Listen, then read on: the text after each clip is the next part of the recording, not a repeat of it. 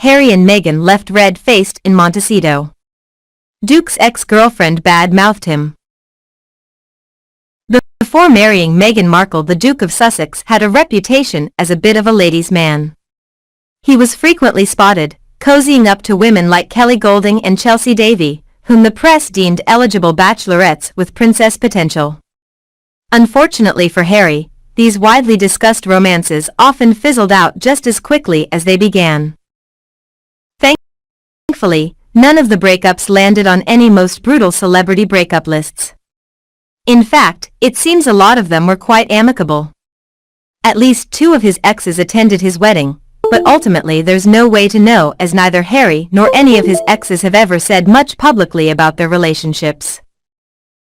In the early 2000s, Prince Harry was very much in the midst of his wild child days, a fixture in Britain's nightclubs. The red-headed prince regularly made tabloid headlines with his escapades, and the details of his various flirtations filled gossip columns, almost daily. It was during one of these nights out that the royal met Cassie Sumner. Sumner, an actor and model from Kent, had only really broken into the mainstreamer earlier that. Around the time she met the prince, she appeared in the TV series' Dream Team and in men's publications, after starring in reality shows in the late 2000s. Some not told, okay. I was very much from a lads' mag background. So reality TV showed a different side to me. In 2004, she found herself at London's China White Bar on the same night as the heirs to the throne. According to an account Sumner gave the Mirror, an intoxicated prince Harry invited her to join his party at a private table. The two chatted and canoodled for around 45 minutes before the club closed. And the royal stumbled off into the night with his mates. Some lord didn't seem too disappointed that their acquaintance never bloomed into a full-blown relationship, telling the tabloid. If I'm honest, I didn't really fancy Harry. I prefer more muscles on a man. Anyway, I can't see myself getting invited home for tea with Prince Charles and Camilla. Meanwhile, Meghan Markle is reportedly jealous of Prince Harry's exes, especially Cressida Bonus. Accordingly, Meghan has been keeping a jealous eye on Prince Harry's ex-girlfriend. However, the source claimed that it's not for the reasons that the public might think Cressida had dumped Harry, so she could be taken seriously as an actress, and it's paying off. She's been scoring plum theatre roles, and a lot of respect in London, which is something Meghan always wanted to achieve, but couldn't track, the source said. It doesn't help that there's been no movement on her career. Even now she's back in LA every time Chelsea gives an interview hinting that she chose her career over Harry. Meghan Fields personally attacked, the source said, but DLO do also uploaded a side-by-side photo of Markle and Bonus taken on 2 different occasions. Since Markle is looking to her left and Bonus' photo is on the left side of the page. The tabloid included a cryptic caption. Meghan likes to keep Harry's exes in, check it. Read. Harry met the beautiful model and actress Chelsea Bonus through his cousin Eugenie in May 2012. The daughter of a girl, Bonus was of his world, but not obsessed with it. Brown writes. A beauty, but not a preening one, with a burgeoning career as an actress on stage and TV.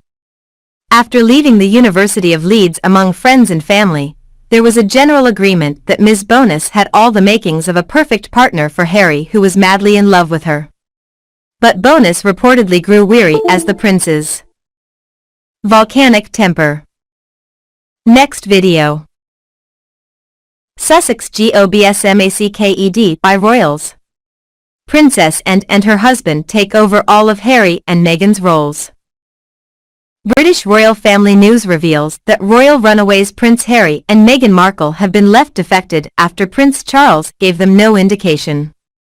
They have a part to play when he becomes king. Apparently, all the guest roles are filled. According to royal expert Neil Sean, the Sussexes were under the impression that they would be invited back to the country. They scorned to reinvent the monarchy. He said on his YouTube channel that any such role has been filled by Prince Charles and Prince William, with other royal family members who do not go on Oprah and throw the clan under the bus. This includes Princess and her husband, Tim Lawrence. Schwan told viewers, Harry and Meghan thought they were invincible and that the monarchy would not survive without them. But as we have seen, the last 18 months have proven a very difficult transition for Harry and Meghan. Not really.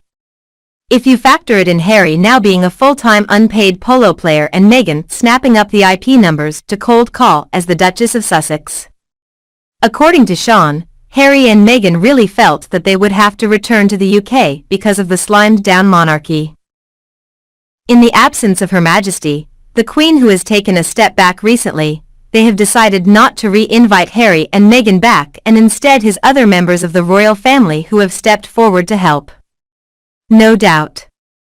Other members who are not subject to wild speculation about wearing a wire to secretly record convos, and then spill the beans to Oprah, Hoda and Gayle. In particular, the husband of Princess Royal, Tim Lawrence, has played his part. He recently filled in for Princess Anne, and did spectacularly on the instruction of both Prince Charles and William. They are now going to include him on their royal road to, and see if he can take on more royal events representing the monarchy. All of this was apparently the cold shower, the marks, and after airing royal laundry in exchange for money. This has not gone down well with the former royals in California, because they felt that at some point, Charles would have to call them back. Sean concluded. But as we have seen with Sophie Wessex and Prince Edward, there are members of the royals who are more than willing to step forward. It makes it very difficult to see how Meghan and Harry could ever make their transition back into royal life. Also, Prince Charles' sweet moment with Catherine Middleton at the Queen's Platinum Jubilee has been branded the biggest insult to Prince Harry and Meghan Markle. The Prince of Wales was seen blowing a kiss to his daughter-in-law as they met in the St. Paul's Cathedral for the national service of Thanksgiving for the Queen on June 3rd. But the off-the-cuff moment has allegedly left. Sussex is feeling slighted, according to expert Neil Sean.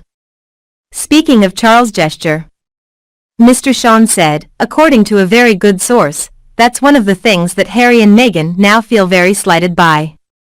This is because of what Prince Charles did in the cathedral. He added, in fact, some are saying this is the biggest insult that they've received since they departed, of course, and decided to become Megxit. The royal expert continued, as I've said many times before, you threw down the gauntlet, you said all of those things on TV, Prince Charles, the Queen, Prince William, the Duchess of Cambridge. However, Sophie Wessex are entitled to react in any way that they were chaff after what went before. He added, Prince Charles, Catherine, William, Harry, and Meghan, was there really a bigger insult than that?